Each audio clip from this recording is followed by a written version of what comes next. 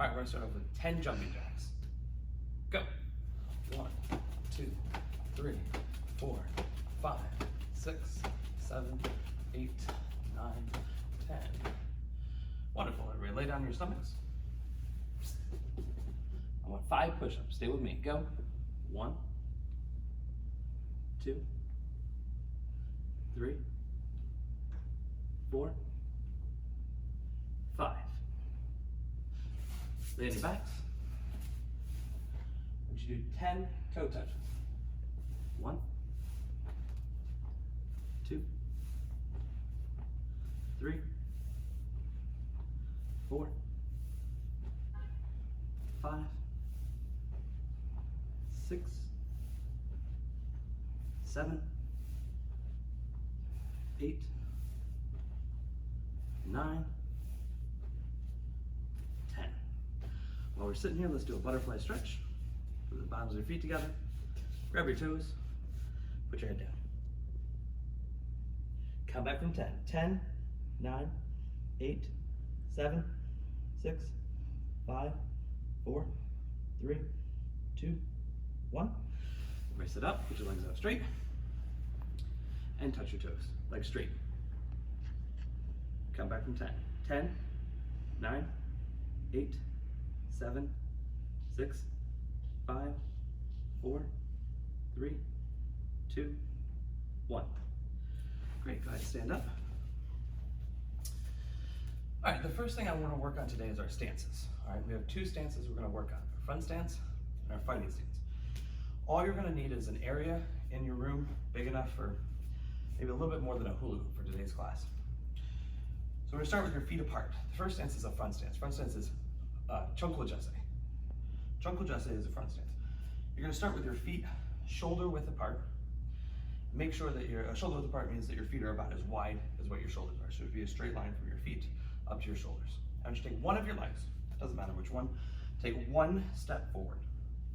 You want to try to make sure that your feet stay straight forward the whole time. Try not to let them turn or twist in any direction. And your foot goes from where it was to straight out in front of you.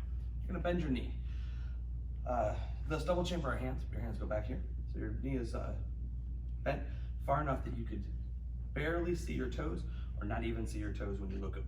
Obviously, if you move around, you'll look differently. But from here, push forward just like this. Now step back. Let's try the other leg. Step forward and try to bend your knee. Now, if when you start to bend your knee, you feel a little off balance, you feel like you might even be falling forward, or your heel starts to pick up in the back because of your balance, what's gonna happen is, I want you to take your foot and move it just a little tiny bit farther out, and then bend your knee. When you do this, you're gonna be able to push forward a little bit more, and you'll be able to sit down straight, which won't make you lose your balance. So step back, let's go back to the first line. Step forward, bend your knee.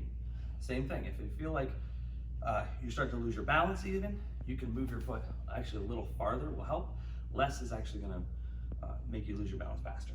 Check your back leg and make sure that your foot doesn't turn. Like I said, a small turn is fine. This is too much. We're gonna try to keep your feet as straight forward as possible. I want you to step forward for about 1 minute. Step forward 1 leg at a time, bend your knee, stepping back. Other leg, bend your knee, stepping back. And no matter what you do, make sure that you don't step forward in front of the other leg so that your legs become crossed or almost crossed and bent inward. Make sure that your feet are wide enough that you can have a little bit of stability and structure. Keep practicing that while I continue to talk. Just keep stepping back and forth. So when you see it from the side, right, what should happen is, I tell my students all the time to bend their knee. When I tell you to bend your knee, I want you to bend your knee far enough that I can notice that it's bent. Sometimes my students, I'll say bend your knee, and they say, yes, sir. And they bend it, and it automatically starts to pull back up, right? On purpose or on accident. What I want you to do is I want you to step forward far enough, just a little bit farther should help, just an inch or 2. And you should be able to bend your knee far enough that it stays there. And it feels comfortable to do so, even if it does make your leg a little tired. Same thing with the other side. When your feet are apart and I step forward, bend your knees, keep moving back and forth, other leg. Bend your knee far enough that you can see a bend, and it doesn't automatically make you wanna, if my foot isn't bent far enough, it's uncomfortable to bend my knee, and I can't really keep it there. So far enough makes you bend far enough. Great. All right, you can stop. Now we're gonna work on our fighting stances. Our fighting stances start in an L shape, right? So really what I want you to do is I want one of your feet to point directly toward the screen. I want your other foot to aim directly toward the wall.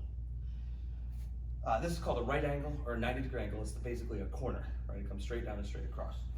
From here, I want you to take an easy step, a very small step over toward the wall, and then the foot that's facing toward the screen, I want you to take a decent big size step, a little bit farther than that one. And this will actually make an L shape, right? Straight down, longer, and a short side. So we want longer at the top and shorter on the side. So I took a big step out toward the screen, and I want the other leg to take out a small step. Bend both of your knees. Let's put our hands up in a guard. Right?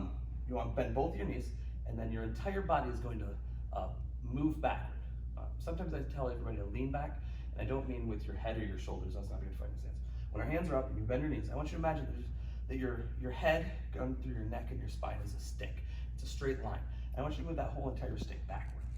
Right? And then from here, pick one heel, or the front heel, the heel closest towards the screen. I want you to lift it up just a tiny, tiny bit, just barely, so it's just barely off the ground. All right, so most of your weight is off of it, and that way we can have more weight in the back than we do in the front. This is good for dodging and evading. All right, when I'm leaning forward, I can't move out of the way very well. So when I lean back, by moving my whole body backward, right, I'm able to put my weight backward and move out of the way better. All right, so let's try the other foot. Turn your other foot toward the wall on that side, and I want the foot that's facing out toward the screen to take a big step, and this side take a small step. Bend both of your knees, your hands are up, and you're gonna move everything backward. Pick your heel up just a little tiny bit, and you should feel a difference in your stance. All right, so I wanted you to stay on one side. Pick one side, whichever side you want first. I want you to step forward, move your foot aside, bend your knees, put your foot back and stand. Now pick your heel up. Once we're there, if your knees are bent far enough, and you're leaning far enough back, and you've picked your heel up, you should feel your legs starting to get a little tired. It might hurt just a little bit from putting all your weight on it. What you're really looking for is a little bit of a vibration, almost a tickle through your leg. If you're going far enough and you hold it for more than a couple seconds, you should really start to feel it kind of want to give in. Don't give it in, just hold it there for about 5 more seconds. 4, 3, 2, 1. Now relax. Good. Shake your legs out. And now I want the other side. Put your other foot here, step forward, bend both of your knees, lean backward, hands up, pick your heel up. You hold it right here. Remember, bend a little bit, keep your weight backward, pick your heel up. The whole entire time you're in this fighting stance, as long as you can do it with balance, you can bend a little farther and a little bit backward until you go too far. And at that point, like I said, with the heel up, you should feel a movement in your leg. Your leg wants to give in. Don't give it up. 5 more seconds. 4, 3, 2, 1, and relax. Good, and the fighting stance is called a hukul jase. All right, which says the front stance is chonkul jase, fighting stance is hukul jase. Remember those two terms. We use our front stances and fighting stances through a lot of the forms, basic one-steps, and even self-defense moves in our traditional marching drills through karate. All right, next we're gonna work on our punches. All right, everybody open up your hand, put your fingers together, close your fist, put your thumb on the outside. Never put your thumb on the inside, close your fist. These 2 knuckles here, lining up with the middle finger and the pointer finger, are called your punching knuckles. All right, we're starting a horse stance. Another day this week we're going to work on the horse stance a lot, but for now just put your feet apart, bend both your knees a little tiny bit, now pull your hands back. All right, pulling your hand back, getting ready to use is called a chamber. A lot of my advanced students and intermediate students do really well with this. Beginners, sometimes we're worried so much about the technique that we're doing, the block, the kick, the block, or the punch, that they forget to chamber. Chamber is really important because it's a way to make sure that our muscles are pulled all the way back, ready to be used. It teaches us strength, it teaches us about pulling our arms back, and it helps move our body in the opposite direction. So if I pull one arm, I should be able to punch harder with this side because everything's connected. So as this arm comes back, it helps push and propel this arm forward. So if your knees are bent and your hand is forward, I just want you to turn your hand upside down, pull one hand back, and push the other hand out. Now twist your hand upside down, pull it backwards, straight behind you, almost like you're elbowing something behind you, punch with the other side. So now chamber, punch hard, punch. Again, and again. Now take both hands, turn your palms up, and now both hands pull straight backward and make fists at the same time. So hands out, we're gonna do a double chamber. Ready, set, pull. Good, pull it back one more time. Ready, set, pull. Good, one more time, as hard as you can. Ready, set, pull. And one more time, put one hand out. I just now want you to punch 10 more times, making sure that you're focusing as much as you can on pulling your arm straight backward and making your hand touch your side. Don't let it drift out to the side or go too low. You want it to be up high, as tightly squeezed and up high and pulled back as you can without moving your whole body too far or letting go.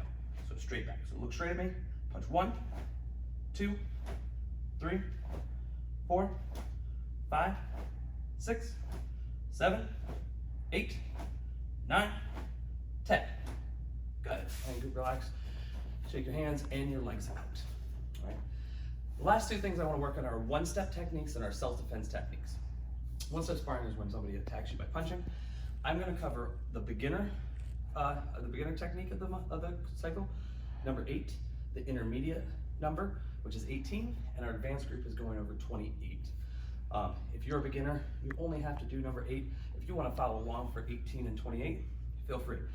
All my intermediate students, same thing. You have to cover number 8 and 18. And my advanced students, you're required to do all 3 of them. All right, so Chewy. So we're going to imagine that somebody has taken their punch and punched me directly in my nose. All right, everybody say number 8. Great. Number 8, you're going to step back with your right side. You're going to step back, block with your left hand. You're going to grab. Imagine you're grabbing the person's elbow. Take your back arm and elbow straight. All right, Chewy. Number 8, step back with the right, block with the left. Grab onto the wrist. You're going to chamber, which we just worked on, at the same time as you elbow. Number 18. All right. Number 18, you're going to step back with the right, just like number 8. I'm going to block.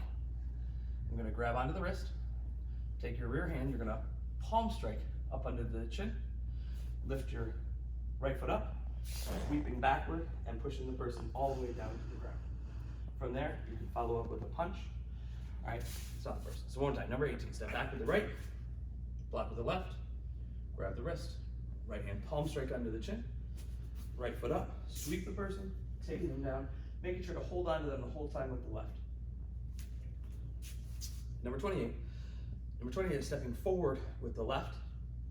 So you're gonna palm strike, you're gonna reach the hand over, use your thumb to kind of twist the wrist and pull it upside down. Support, step backward, and draw your hand all the way down to your foot, kneeling if you have to. One more time, stepping forward, block, over, under, step back, and take down. Cut it back to Chewy.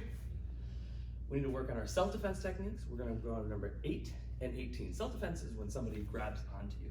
All right, if somebody's grabbing you and holding onto you, we have to be able to defend ourselves differently than if somebody's punching or kicking.